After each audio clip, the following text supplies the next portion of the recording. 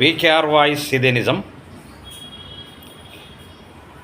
MLC Nalgonda, Warangal, Khammam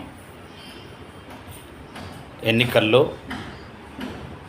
Teenmar Mallanna ఎంతమంది దుష్టశక్తులు అడ్డం పడ్డా, ఎన్ని రకాలుగా ఎంతోమందితోని పోటీ చేయించిన, ఏం చేసినా ఇలా తీన్మార్ మల్లన్న ఆధిక్యంలో ఉన్నాడు. ఖచ్చితంగా గెలిచి తీరుతాడు. ఎమ్మెల్సీగా